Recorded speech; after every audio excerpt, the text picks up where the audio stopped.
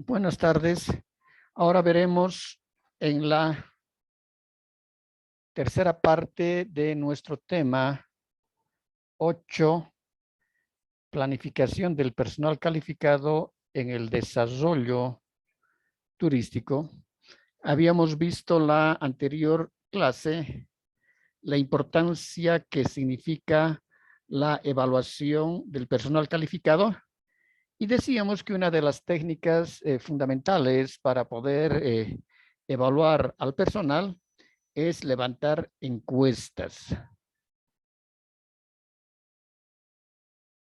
Estas encuestas estarán dirigidas al personal que prestan servicios actualmente en empresas públicas y en empresas privadas. Y decíamos, como a veces nuestro universo es muy grande, ¿no? Entonces, generalmente utilizamos la técnica de la encuesta y decimos que esa población o ese universo es muy grande. Pongamos el caso de que tuviéramos que, en este caso, levantar información de fuentes primarias de todas aquellas personas que trabajan en el sector turismo de Bolivia. Entonces es una población demasiado grande para poder hacer un censo, ¿no? El censo significa de que el 100% del universo va a ser encuestado. Entonces decíamos que cuando el universo es muy grande tenemos que utilizar una muestra, es decir, utilizar la teoría del muestreo. Y dentro de la teoría del muestreo hay infinidad de fórmulas y el principal autor que nos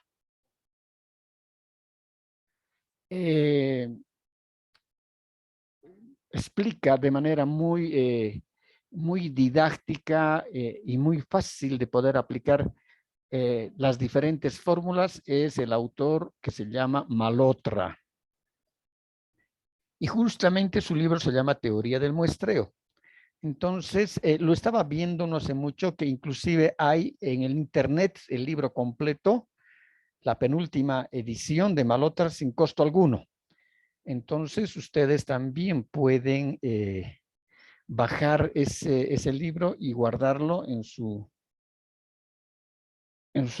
archivos, porque el próximo semestre ustedes van a llevar proyectos turísticos y cuando elaboren el proyecto, lógicamente, que van a tener que levantar encuestas y van a tener que determinar el universo, ¿no? Luego decíamos que estas encuestas deben incluir la clasificación de los puestos. Y la clasificación de los puestos habíamos establecido que se pueden dividir en 3 áreas. Área de turismo, área de hotelería, área de gastronomía, inclusive una cuarta, ¿no? Que puede ser el área de venta de souvenirs. Luego decíamos, una vez que se clasifican las áreas, ya podemos ver la clasificación de los puestos. Y esto va a significar en qué puestos están actualmente desarrollándose, ¿no? Es decir, por ejemplo, si ponemos decíamos, una categoría o puede ser en una de las 4 sectores que prestan servicios. Entonces, por ejemplo, si es hotelería, entonces podemos y debemos clasificar, decíamos, los puestos de trabajo. Entonces serán pues el puesto de trabajo recepcionistas. Entonces haremos una encuesta específica para todos los recepcionistas de todos los hoteles de Bolivia, ¿no? Si el caso es para el Plan Nacional, Plan de Desarrollo Turístico Nacional de Bolivia. Luego pondremos, por ejemplo, mucamas. Entonces, también es otro puesto laboral dentro de la hotelería. Luego, dentro de la gastronomía, decíamos, podemos poner, por ejemplo, bantanders, que sería en ese caso un puesto laborable. Después serían garzones, otro puesto, capitán de garzones, otro puesto, ayudantes de cocina, otro puesto, podían ser comises, o que son los ayudantes de cocina, otros. Dentro de los hoteles, en habitaciones, por ejemplo, mucamas, también otros. Entonces, tenemos que, decíamos que clasificar por sectores y por puestos. Además, decíamos que cómo debemos empezar a estructurar esa herramienta que sería la encuesta. Y decíamos, las encuestas tienen que estar trabajadas con preguntas que van a partir de preguntas generales, es decir, datos generales, como en este caso puede ser edad, puede ser sexo, puede ser nivel de escolaridad, es decir, decíamos de educación, ¿no? Si son bachilleres, si han cursado la primaria, si han cursado la secundaria, o han hecho estudios técnicos, ¿no? O han hecho estudios de licenciatura, ¿no? Luego ya de esas preguntas generales vamos bajando en las encuestas y vamos a ver, decíamos, ya las preguntas propias, que sería identificar las características y necesidades de cada puesto laboral. Es decir, las preguntas que hagamos, por ejemplo, a las mucamas van a ser distintas a las que hagamos a los garzones, ¿no? Entonces, para cada puesto laboral tenemos que crear una encuesta partiendo de preguntas generales y llegando ya a preguntas específicas que son del desempeño laboral. Después hay que ver también si existen rotaciones, decíamos, ¿no? Es decir, tal vez el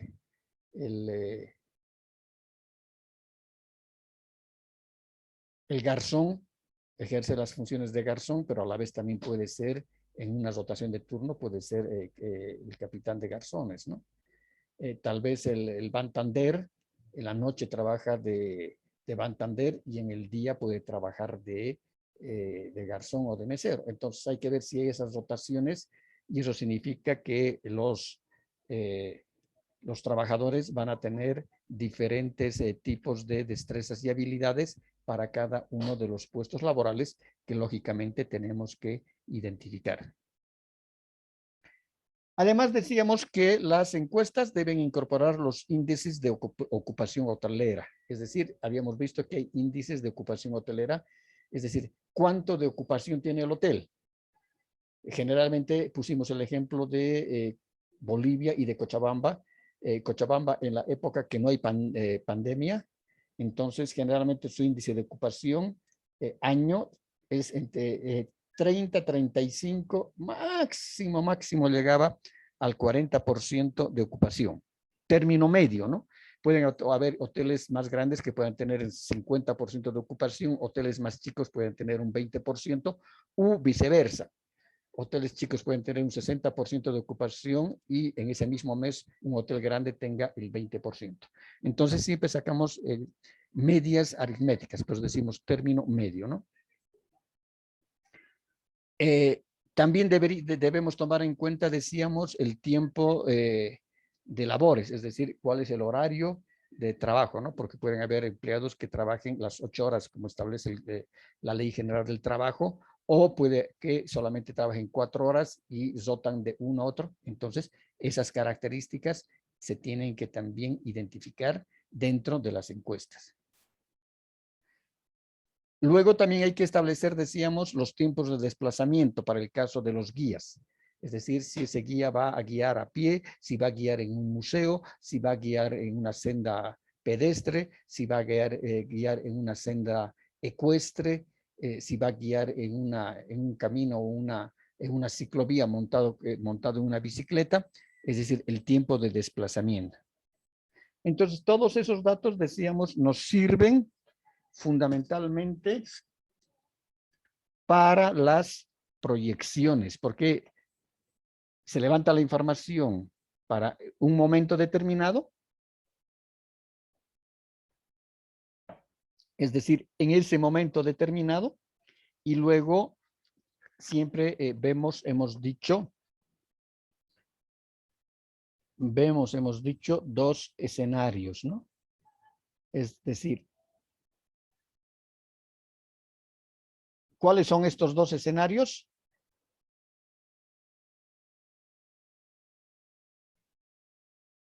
Pame.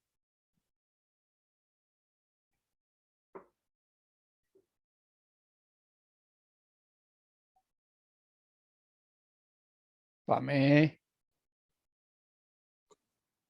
Dice, ¿Cuáles son estos dos escenarios que siempre hemos estado trabajando?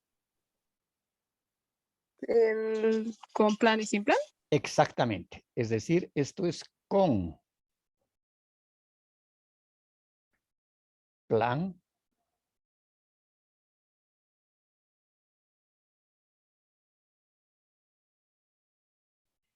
y esto es sin. Bueno, aquí estamos al revés, esta nuestra. Espérense.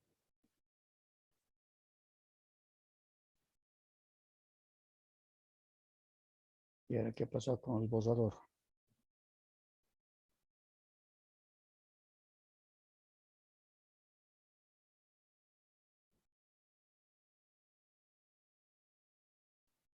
No sé qué pasó.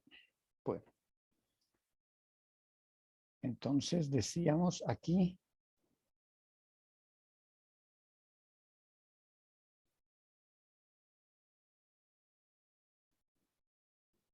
Sin plan.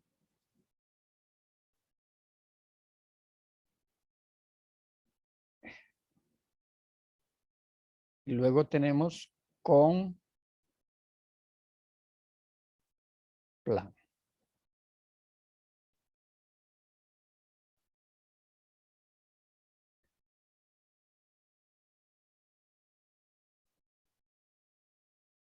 Sin plan, decíamos, es decir, en este momento, ¿cuántos puestos laborables?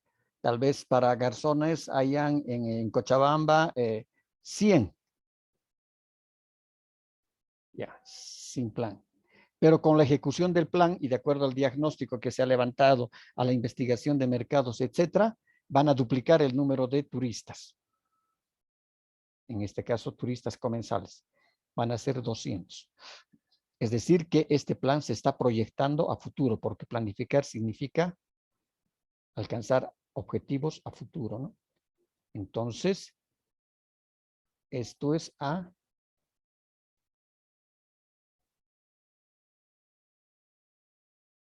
futuro.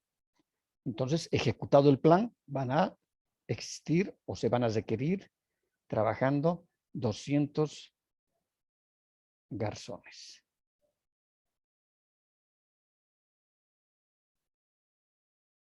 Entonces, con plan se va a aumentar el 100% en porcentaje de fuentes laborales.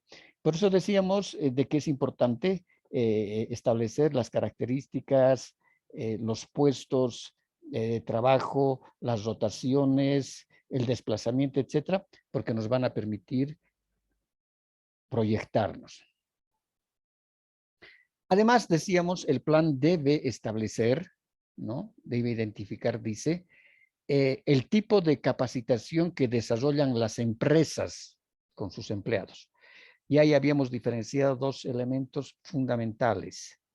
¿Qué entendemos por capacitación?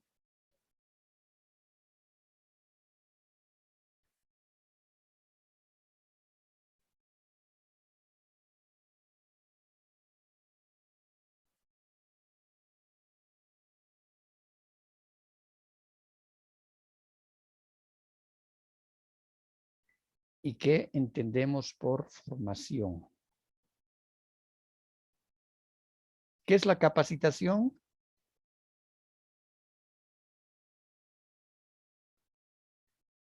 Alexia. Dice, buenas. Buenas. Eh, ¿Qué es la la capacitación? capacidad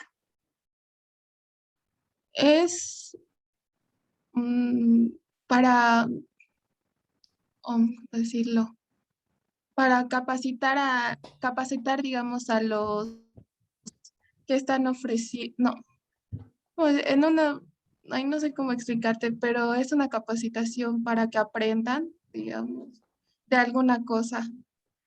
Por Ya, ejemplo, en algo, digamos, gastronómico, se podría decir que es una capacitación, digamos, de la cocina y les capacitan por tiempo, se podría decir algo así, dice. No ya. sé si me explico. Sí, sí, más o menos. Herminia,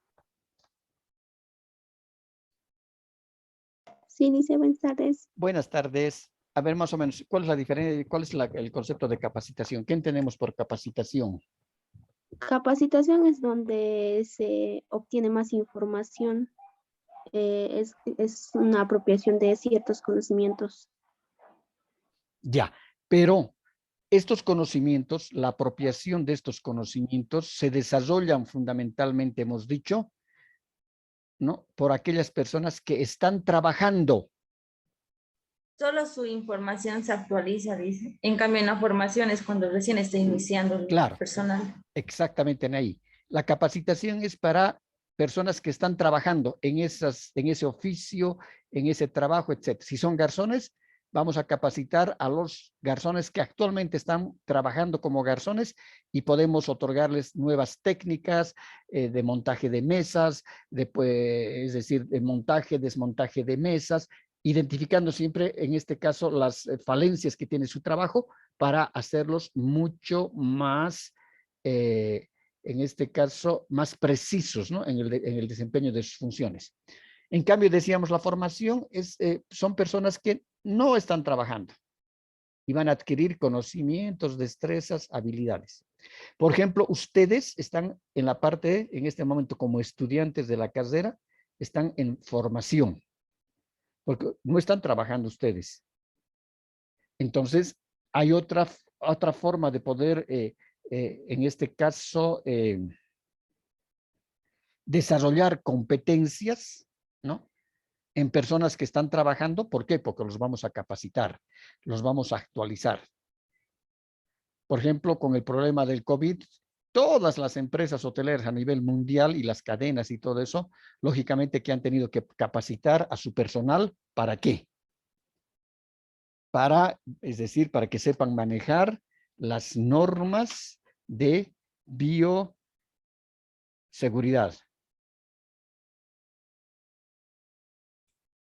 ¿no? Para que sepan, es decir, manejar las normas de bioseguridad para cuando nuevamente se han reaperturado los establecimientos de hospedaje, los cruceros, los destinos turísticos, las playas, etcétera.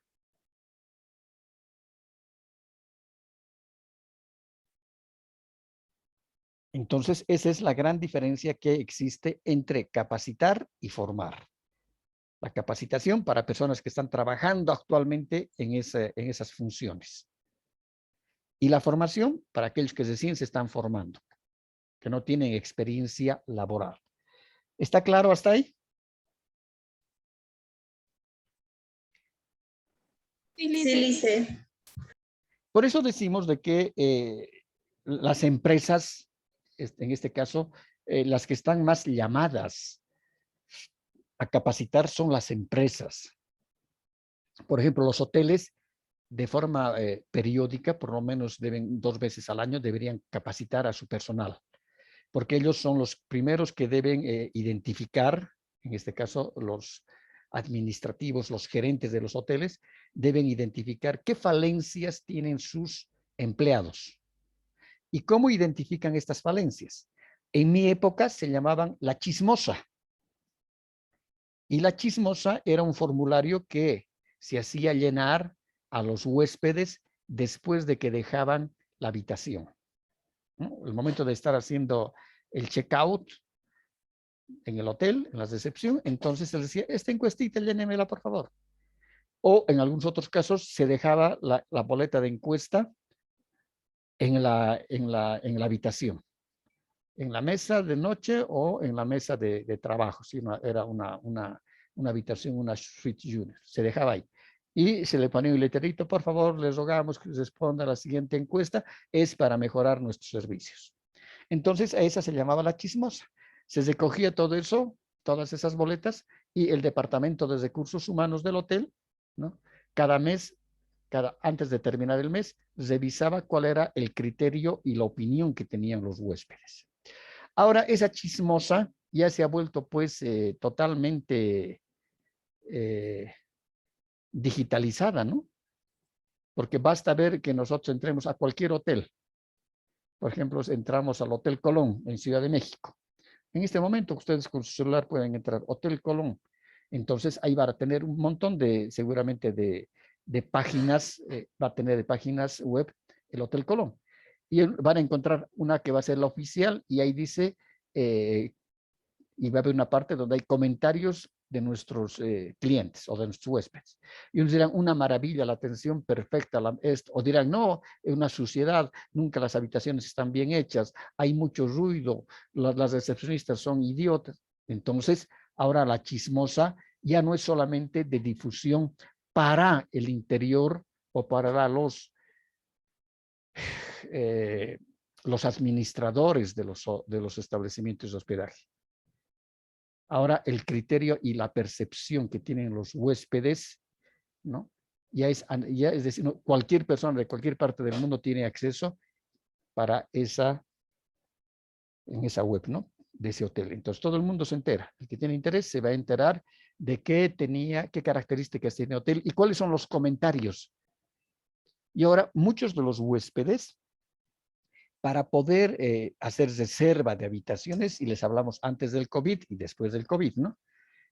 Se regían mucho lo que llamamos en marketing el decisorio, ¿no? La decisión de qué hotel tomar, de qué hotel hospedarse, en qué hotel, mucho los comentarios que hacían los huéspedes salientes. Entonces, sea la chismosa, que sea en físico, en papelito, o sea digital, entonces mucho determina también esto de que la decisión de utilizar o irse a alojar a ese hotel está fundamentalmente determinado por los comentarios. Lo mismo pasa con los restaurantes. Lo mismo pasa con los destinos turísticos. Porque todos los destinos turísticos, si ustedes van a ver, por ejemplo, ahora Cancún, hay un montón de páginas de Cancún. Cientos de ver. Y dentro de Cancún seguramente que también van a haber páginas oficiales. Oficiales decimos que son páginas de los organismos estatales de turismo. Llámese del Ministerio de Turismo, llámese de la Oficina de la Gobernación de Quintana Roo, en este caso del estado de Quintana Roo, etcétera. Se ubica Cancún, ¿no? Entonces, páginas oficiales y dirán ahí, es una belleza, es una mugredad, es esto. Entonces, ahora es fundamental de que uno tenga que trabajar viendo también, ¿no? Y recolectando esta información de las páginas web y también de los comentarios que hacen los turistas, los huéspedes, los comensales, etcétera.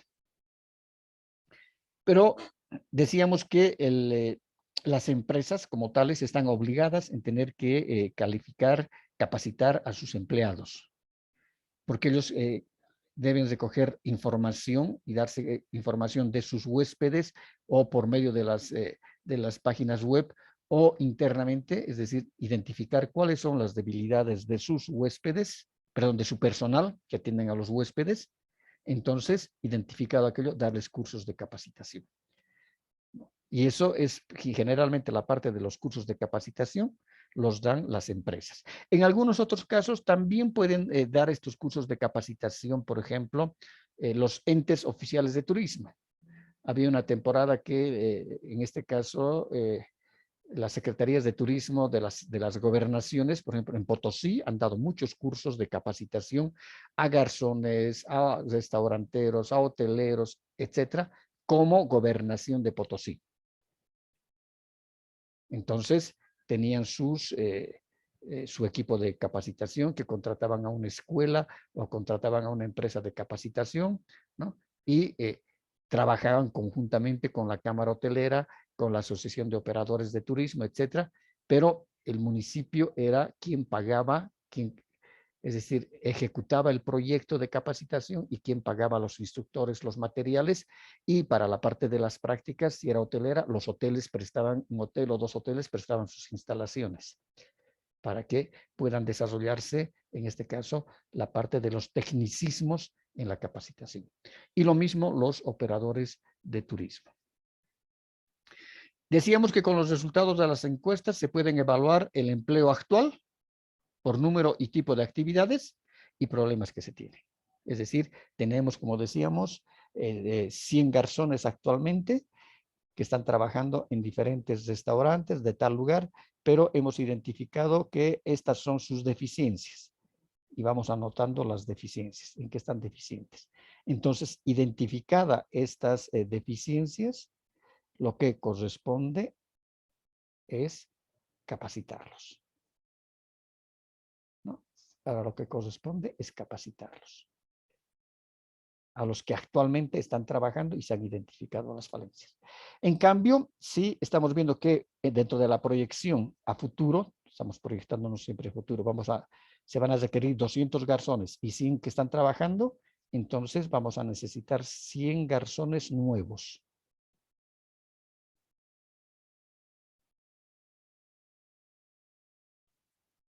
Y estos garzones los vamos a tener que formar, porque es gente que no está trabajando. Los vamos a formar como garzones. ¿Y quiénes van a ser los profesores, los instructores que van a formar como garzones? Son ustedes.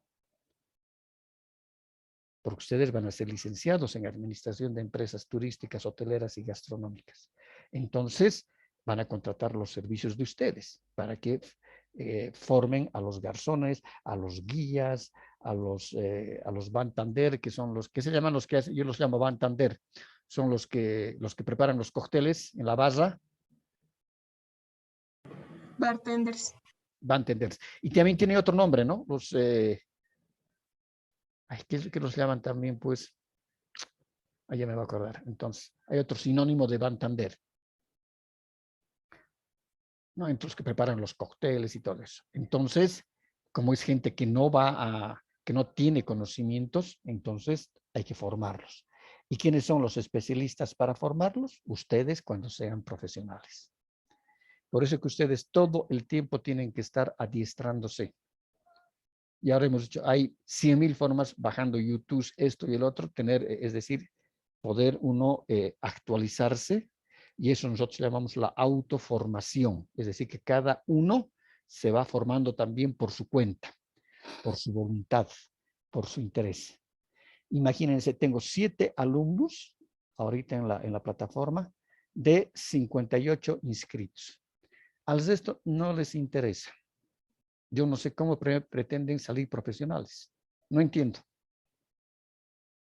Honestamente, no entiendo.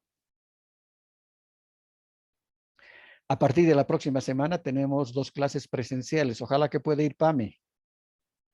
Anaí. No, Alexia.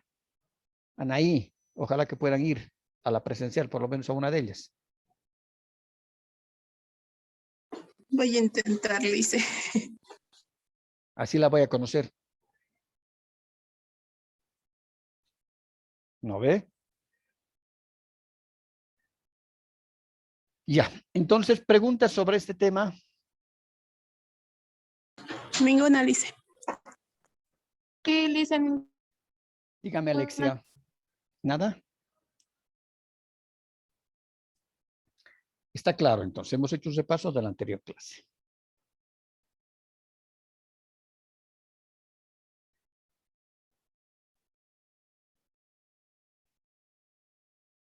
A ver, vamos a... No está funcionando su borrador de esto.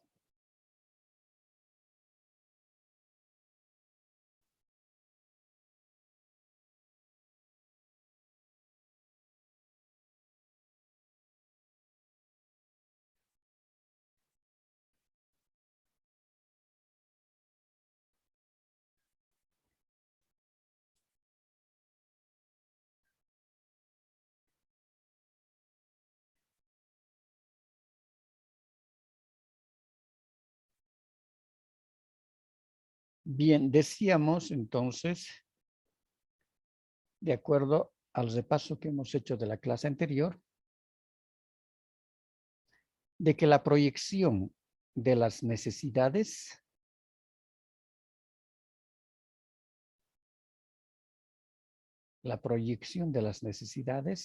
hay que hacerlas en un horizonte de 5 años, ¿no? Decíamos, tenemos que proyectarnos.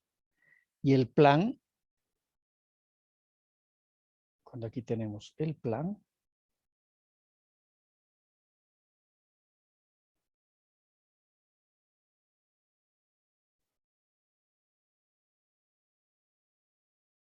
el plan va a tener una proyección de 5 años. Entonces, cuando pusimos el ejemplo anterior y decíamos, sin plan, habían 100 garzones que atendían en ese destino. Con plan, el plan ha establecido que va a duplicar su cantidad de turistas y por tanto de comensales.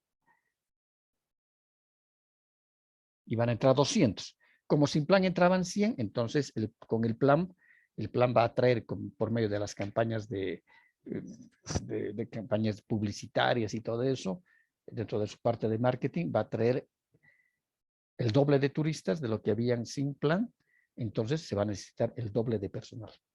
Y en ese caso vamos a necesitar 100 meseros más, ¿no? Entonces, en esos, seguramente el plan va a concebir en esos 5 años, ¿no? De que se van a requerir 100 nuevos trabajadores, ¿no? Como garzones, el ejemplo que poníamos de los garzones. 100 garzones. Entonces, dirá, en el horizonte de los 5 años van a ser 100, pero en los primeros 2 años seguramente que serán 60. El tercer año serán unos 20 más, serán 80. Y cuando lleguemos al quinto año ya vamos a cubrir esos nuevos 100 puestos laborales. Eso significa de que estamos haciendo una proyección de 5 años. Ahora, estas proyecciones se realizan en base a estadísticas. Es decir, la estadística es nuestra herramienta fundamental en este escenario, ¿no? Es decir, cuando aquí veíamos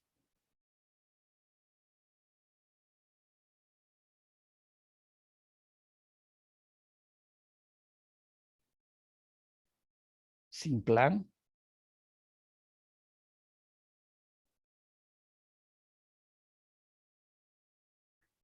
y hemos dicho de que sin plan es X número de turistas. El plan tiene 3 partes, decíamos, ¿no? Una es las OBs, los objetivos básicos. La segunda es el diagnóstico.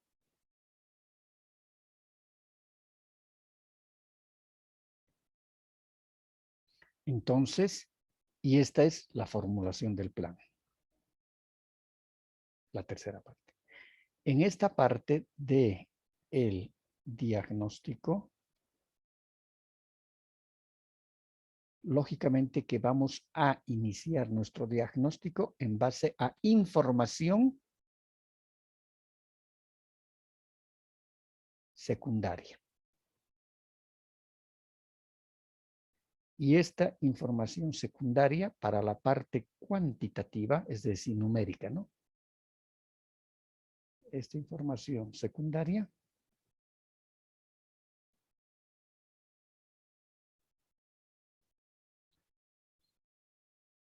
nos las van a otorgar las estadísticas. ¿Qué estadísticas? Del turismo.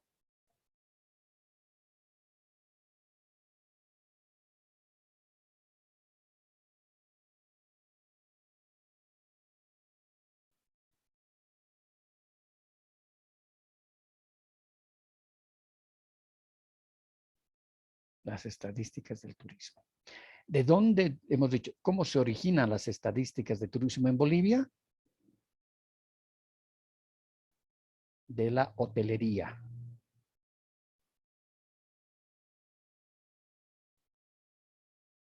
Eso dijimos el anterior semestre, ¿no? De la hotelería. ¿Y cómo la hotelería desarrolla esto? ¿Cómo hace? Por los partes diarios.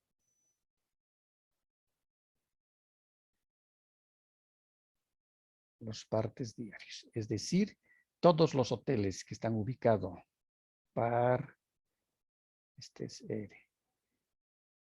partes diarios. Todos los hoteles que están ubicados en las capitales de departamento están con la obligación de hasta las 7 de la mañana hacer llegar a la policía turística los partes diarios. Y las copias de estos, la policía turística lo van a ir a dejar hay un buzón en la puerta de la policía turística, porque siempre la policía turística ha estado, por ejemplo, en el caso de Cochabamba, ha estado en la plaza principal, ¿no? Entonces hay como un buzoncito, hay como un agujerito largo ahí. Por ahí dejan los partes en la puerta. Entonces dejan los partes hasta las 7 de la mañana.